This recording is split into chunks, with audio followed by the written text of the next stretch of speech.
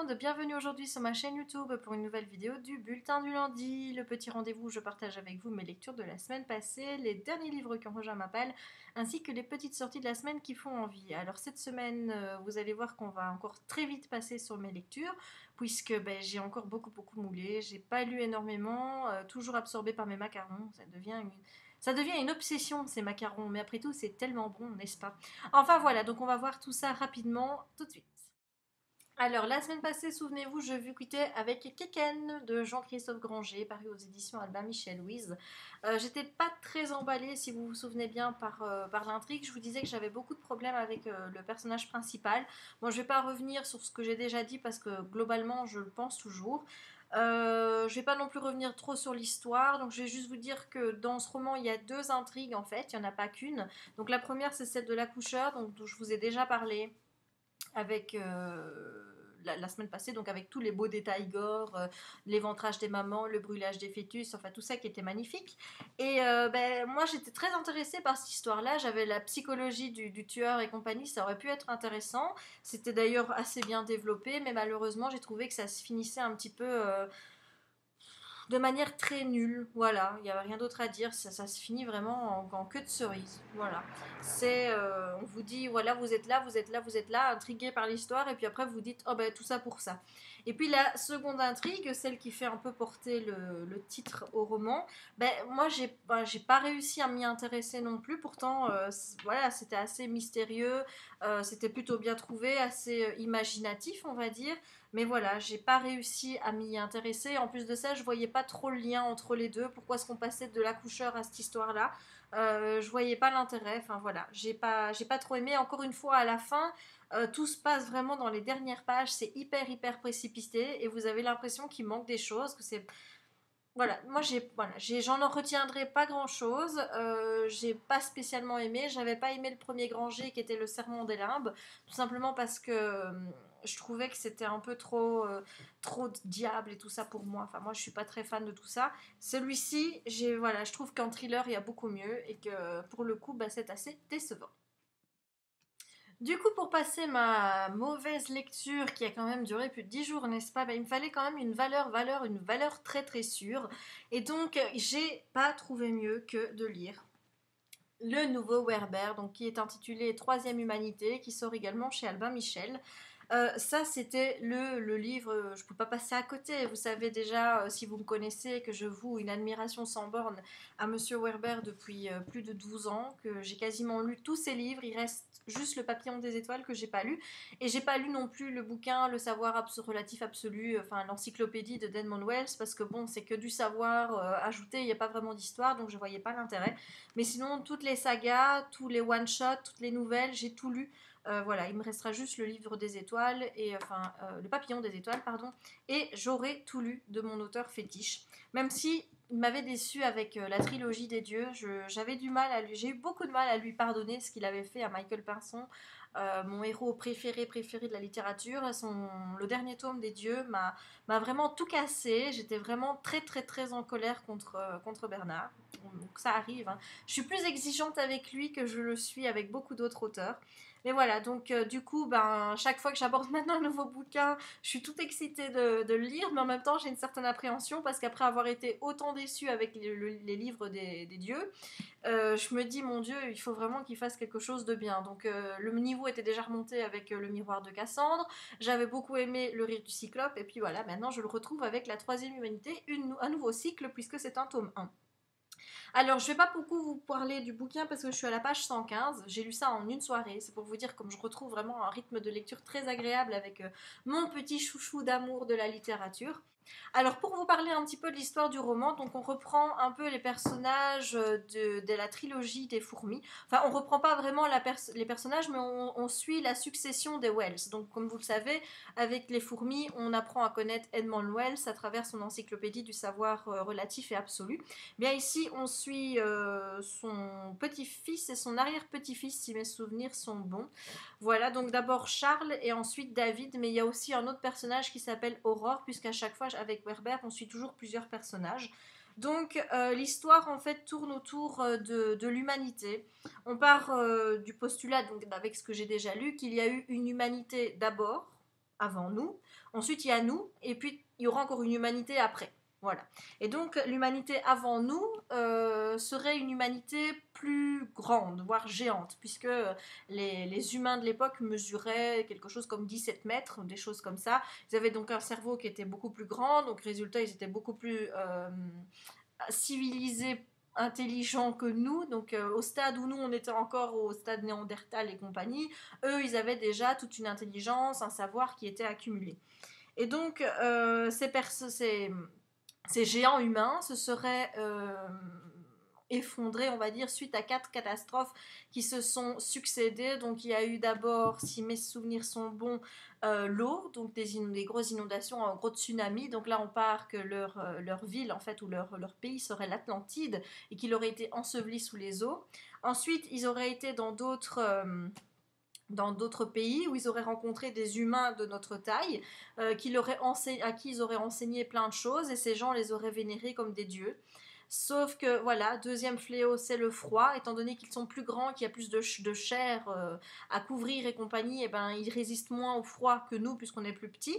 Donc ça, c'est la deuxième cause. La troisième cause, eh ben, c'est la révolte des petits contre les grands, donc David contre Goliath. On considère ces gens comme des dieux, on leur prend leur savoir et à un moment donné, on a envie de s'émanciper, eh ben, on leur fait la guerre et on les tue.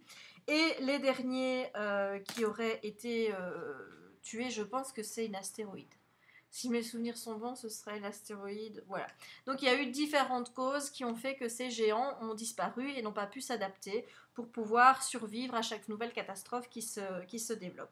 Et ce que j'adore avec ce roman, c'est que voilà, on sait que c'est un peu faux à la base, quand même, on n'a jamais retrouvé des géants de 17 mètres et compagnie, mais quand il vous parle de toutes les mythologies qui se retrouvent dans le monde, où on évoque voilà, des dieux géants et compagnie, on se dit mais on a envie d'y croire. Moi, c'est ça que j'adore avec Bernard Werber, c'est que chaque fois, j'ai envie de croire et de gober tout ce qu'il me raconte quand je lis une histoire. C'est juste magnifique. Et ce que j'apprécie énormément dans le roman, c'est qu'on a une invitée surprise, il y a une narratrice en jeu, donc toute l'histoire est racontée en il, enfin à la troisième personne, sauf la Terre, donc Gaïa prend la parole, Gaïa s'insurge, Gaïa, elle en a marre des humains qui ne font pas attention à sa planète. Il dit voilà, on se serre en moi, on n'arrête pas de me prendre des choses et on ne me dit jamais merci, on n'a aucune conscience que je vis et compagnie. Donc elle en a un petit peu ras-le-bol. Et quand par exemple on va faire des essais nucléaires quelque part, bah, elle se révolte et elle fait un tsunami. Et voilà, le problème c'est qu'elle se trompe, au lieu d'aller contre les pays qui ont fait la bombe nucléaire, bah, elle va contre d'autres pays. Donc il y a des petits dommages collatéraux. Et la Terre nous parle et mais je kiffe, je kiffe, je kiffe, je kiffe. Donc voilà où j'en suis, j'en sais pas plus. Concernant donc David Wells et Aurore, j'ai encore oublié son nom. En fait, on les suit parce qu'il y a un projet évolution donc qui est mis en place par la Sorbonne pour donner à trois personnes donc la chance de pouvoir poursuivre leurs études pour pouvoir offrir un futur à la Terre. Donc il y en a un, c'est la fontaine de Jouvence, lui, bon je vais pas tout vous raconter non plus, et les deux autres, Aurore par exemple, elle travaille sur l'avenir par la féminisation, en disant bah, que l'avenir passe par les femmes, et lui, si mes souvenirs sont bons, c'est l'avenir par le rapetissement, en disant que plus on avance, plus les humains se rétrécissent plus au fil des années. Voilà, donc voilà où j'en suis, j'en suis pas encore bien loin, mais moi je kiffe. Je kiffe, je kiffe, je kiffe et je vous avoue que j'ai hâte d'être ce soir pour me plonger dedans. Je sens qu'il va pas me durer parce que c'est Werber, parce que j'adore ce style et j'espère vraiment que l'histoire sera à la hauteur et qu'à un moment donné je serai pas déçue parce qu'il n'est pas mon auteur préféré pour rien. Voilà, donc je vous en reparlerai plus profondément la semaine prochaine. Bien voilà, c'est déjà fini pour mes lectures de la semaine. Comme vous voyez, j'ai pas lu énormément, mais j'espère qu'avec mon petit Bernard Werber, les choses vont s'améliorer. Alors encore une fois, pendant que je faisais ma petite pause, regardez qui s'est invité là, hein? C'est petit monsieur. Dis bonjour aux gens. Non, t'es poli. Jack, dis bonjour. Là, carte là. Non, tu fais monsieur.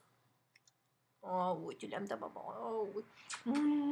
Je te mangerai tout cru tellement que je t'aime, toi. Allez, tu te réinstalles. Enfin voilà, donc monsieur s'est encore invité, donc je vais encore devoir présenter les bouquins à une main comme d'habitude. Alors, à rejoindre ma palle, le Bernard Werber.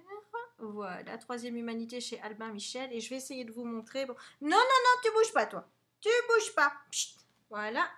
Je vais essayer de vous montrer. Tu ne bouges pas, Jack, hein. Je vais essayer de vous montrer ma petite dédicace que j'ai reçue dans le livre. Voilà, hop, hop, hop. Je cache parce qu'il y a mon nom de famille en fait. Hein. Donc voilà, donc pour Jessica avec Bernard Werber en dessous. Là, je pense qu'il a écrit bonne lecture, bonne littérature. C'est pas trop, bonne lit. Voilà. Donc ça, c'est pour mon petit Bernard Werber. Alors ensuite, a rejoint ma palle. Time Riders, le tome 3, Code Apocalypse de Alex Caro chez Nathan. Très jolie couverture. Franchement, je trouve que la couverture est très très très jolie.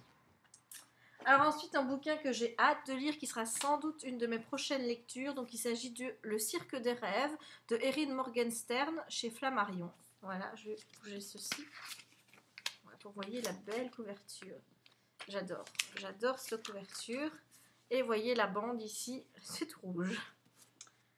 Alors ensuite, chez La Martinière Jeunesse, Lumen de Robin Wasserman. Voilà, un secret enfoui depuis 5 siècles ressurgit. Je vous avoue que la fille qui est là, elle me fait penser à Sarah Michel Gellar. Sur des affiches genre, je sais plus moi, souviens-toi l'été dernier, ou des choses comme ça. Ouais, je trouve qu'elle lui ressemble. Voilà, donc j'ai aussi hâte de lire ce livre qui m'intrigue énormément. Et ensuite, Beyonders, le tome 2. Donc, Le vent de la révolte de Brandon Mull, toujours chez Nathan. Voilà, donc ça, c'est pour les arrivées livres dans ma palle cette semaine. Il y a eu d'autres arrivées livres, mais qui ne sont pas vraiment des livres de lecture, mais je vais quand même vous les montrer. Donc, bon, vous avez compris, histoire macaron, compagnie. Donc, vous avez compris que je m'intéressais de plus en plus à la pâtisserie. On pourrait dire à la cuisine, mais non, c'est juste la pâtisserie, parce que je suis très très très difficile pour manger, mais quand je vous dis difficile, c'est que je n'aime pas la viande, donc tout ce qui est porc, bœuf, c'est limite. Moi, grosso modo, je mange beaucoup tout ce qui est poulet. Donc poulet, volaille, tout ça, ça va, mais oui, ma pupus, toi aussi, je sais que t'aimes le poulet. Hé, qu'est-ce que tu fais là? Tu fais du bruit. Et on bouge pas. Hein. Allez, tiens, voilà, tu bouges pas. Excusez-moi pour ce petit intermède, Jackie. Donc je vous disais que j'étais hyper difficile pour manger, donc forcément pour faire à manger quand on n'aime rien, très très difficile pour manger. Donc évidemment quand il s'agit de mitonner des petits plats, bah, quand on a des ingrédients déjà très très limités à la base, c'est très dur. Tandis que pour la pâtisserie, bah, là c'est plus large parce que c'est rare quand je n'aime pas quelque chose en pâtisserie. Sauf par exemple les poires. Ça, les poires, tout ce qui est dessert à base de poires, je suis pas fan parce que j'aime pas trop la poire à la base. Mais tu as fini de bouger toi. Hein? Qu'est-ce que c'est ça? T'as vu maman? Oh ouais ma puce. Enfin voilà, donc du coup c'est plus facile pour moi de faire des pâtisseries plutôt que de faire à manger. Donc du coup je me suis acheté 2 livres. Donc tout d'abord je me suis acheté Les meilleurs macarons de Christophe Felder, publié chez La Martinière. Voilà, donc plein de recettes de macarons. Je vais vous montrer celles que j'ai fait cette semaine. Donc j'ai fait ceci. Voilà. Donc en fait, il s'agit de caramel et à l'intérieur, vous devez mettre un fourrage à la pomme. Très bon, c'est vraiment très bon. Le seul problème, c'est que la pomme imbibe beaucoup le macaron et que de fait, le macaron est très mouillé et au centre, il devient très vite mou. Voilà, c'est un peu le souci, mais bon, je vais essayer de remédier à ça. Et ensuite, j'ai fait le Paris-Brest qui est là. Avec la recette, je vous ai montré sur Facebook, vous avez dû voir la photo du macaron. Pour ceux qui ne l'ont pas vu, je vous la remets maintenant. Et voilà, donc là aussi, il faut que je revoie parce qu'ici, la crème, la recette qu'on me donne de crème au beurre, le problème, c'est qu'elle durcit vite et que donc comment dire, le mélange avec le ganache et le macaron se fait moins bien. Et donc, voilà, c'est croquant, c'est très très croquant et il n'y a pas ce petit fondant que vous avez. Donc, le croquant sur le dessus et le fondant sur le milieu, il n'y a pas. Là, c'est vraiment croquant. C'est pas mauvais, hein, cela dit, mais donc il faut vraiment que je change la recette de la crème pour aboutir à un macaron parfait. Voilà, donc tout ça est très goûtu, ça donne très envie. Et vous avez même des recettes de macarons salés, là. Donc celui-ci me tente bien. Voilà, au boursin, je me dis que pourquoi pas en apéritif à Noël, ça pourrait le faire. Ou pour mon papa, voilà, au foie gras. Alors là, j'ai beaucoup ri parce que je lui dis, écoute, je vais pas pouvoir le faire parce qu'il faut faire de la gelée de Gewürztraminer. Et j'ai dit, je ne sais pas ce que c'est que du Gewürztraminer machin chose là. Et c'est lui qui m'a dit que c'était du vin. Donc vous voyez comme quoi tout le monde peut apprendre de tout tous les jours. Donc voilà pour faire des petits macarons. Ça, je compte m'en acheter d'autres. Parce que pour avoir plein de recettes de ganache en fait. Parce que bon, le macaron, je crois que j'ai compris comment il fallait le faire, même si j'ai toujours l'impression de flinguer ma meringue italienne qui est beaucoup trop liquide à mon goût et que genre je vois tout le monde, ils sont là en train de macaronner pendant des heures et moi je macaronne 2 minutes et j'arrive au résultat en me disant mais il y a un truc qui va pas. Donc chaque fois je me dis mais c'est du bol si j'arrive à faire mes macarons. Donc voilà, j'espère avoir d'autres bouquins pour pouvoir faire plein d'autres ganaches. Et je me suis acheté un autre livre, tout de suite un plus gros. Donc il s'agit du Larousse des desserts de Pierre Hermé, publié chez Larousse. Voilà, c'est une grosse brique, il y a plus de 800 desserts dedans.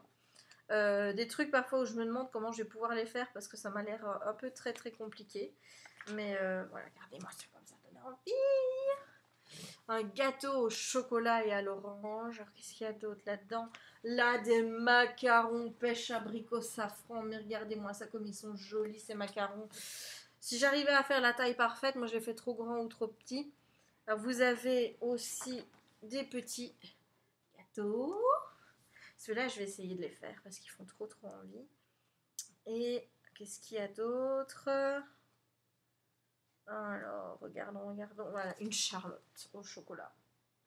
Voilà, donc il y a plein d'idées desserts là-dedans. Il vous explique les différentes cuissons du sucre pour savoir un petit peu dans quoi il faut les utiliser, toutes les recettes des crèmes. Il y en a, je vous dis, ça me paraît compliqué, mais voilà, je vais quand même essayer. Et là aussi, je vous dis, il y a d'autres livres de cuisine qui risquent de rejoindre ma pâle recette parce que j'ai vraiment envie de faire de la pâtisserie.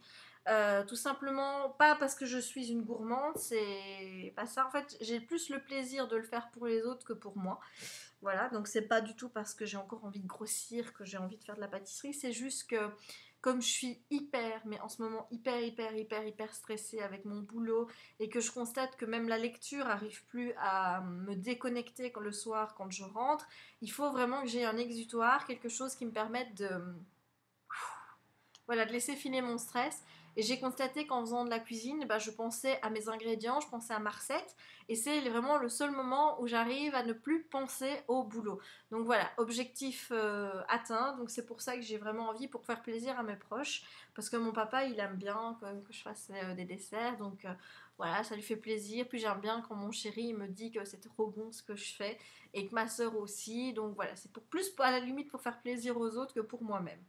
Donc vous aurez bientôt des nouvelles. Je ne sais pas si je ferai des vidéos cuisine parce que je ne sais pas du tout comment je vais les faire. J'ai bien envie de me faire un petit blog, mais il faut d'abord que je vois parce que je me connais. Je sais que moi j'ai des passions qui viennent comme ça par intermittence. Ça dure 3-4 mois et puis après basta. Donc je regarde un petit peu si ça me dure avant de vous présenter quelque chose dans la durée. Voilà, et bien on s'est terminé pour ce petit IMM. On se retrouve tout de suite pour les petites sorties de la semaine qui font envie. Alors pour les petites sorties de la semaine qui font envie, oui d'ailleurs, installe-toi mon cœur. Donc pour les petites sorties de la semaine qui font envie, j'en ai repéré 4 cette semaine qui m'intéressent assez.